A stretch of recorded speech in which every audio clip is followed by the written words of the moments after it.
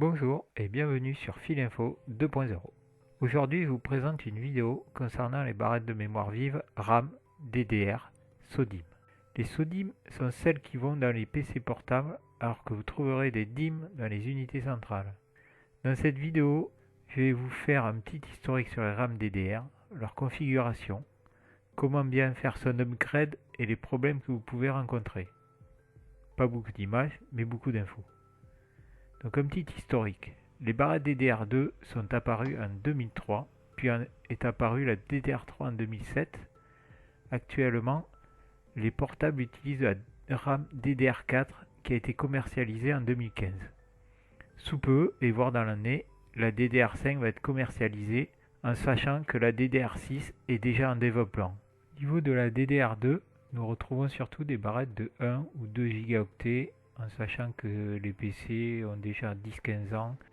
En DDR3, on est passé sur une base de 2 slots avec 4 gigaoctets, soit une barrette de 4 gigaoctets ou 2 barrettes de 2. Avec la DDR4, les PC de base utilisent 4 ou 8 gigas, alors que les PC gamers sont sur des bases de 16 voire 32 gigaoctets si le PC les supporte bien sûr.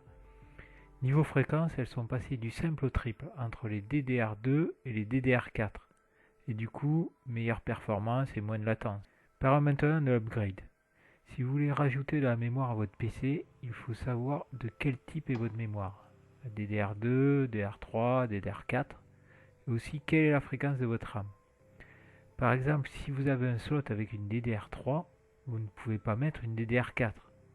D'ailleurs, la barrette ne rentrera pas car les encoches des différentes RAM sont à des endroits différents. A savoir également qu'il existe des barrettes DDR3 en PC3 et en PC3L. Elles ne sont pas compatibles car les PC3L sont en basse tension, 1,35 V, et les PC3 sont en 1,5 V. Autre exemple, si vous avez deux slots sur votre PC avec une barrette de 8 Go DDR4, vous pouvez rajouter une autre barrette de 8 Go DDR4 si le PC le supporte et si elles ont la même fréquence. Une autre distinction, les barrettes marquées 1R8 et 2R8 ne sont pas compatibles, alors que celles marquées 1R8 et 1R16 le sont. En conclusion, pour le grep, mettez deux barrettes identiques et vous ne serez pas embêté. Sinon, vous pouvez toujours les mettre dans les slots et voir si le PC fonctionne. Pour savoir combien de barrettes vous avez dans votre ordinateur, de quel type et à quelle fréquence, vous pouvez toujours télécharger CPU-Z. Vous trouverez de très bons tutos sur YouTube. Les problèmes liés à un mauvais upgrade. Suite à un ajout d'une barrette mémoire, vous constatez que votre PC fait un bip, l'écran ne s'allume pas, ou même l'ordinateur. Vous pouvez vous dire que soit vous avez mal inséré votre barrette, soit les barrettes ne sont pas compatibles, soit une des barrettes est HS.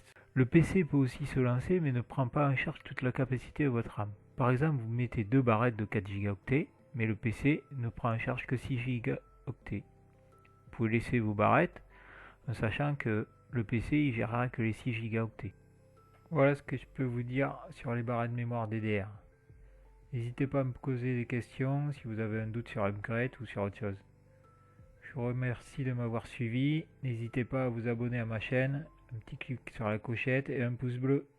Allez, on se retrouve très vite pour de prochaines vidéos sur Filinfo 2.0. Ciao ciao.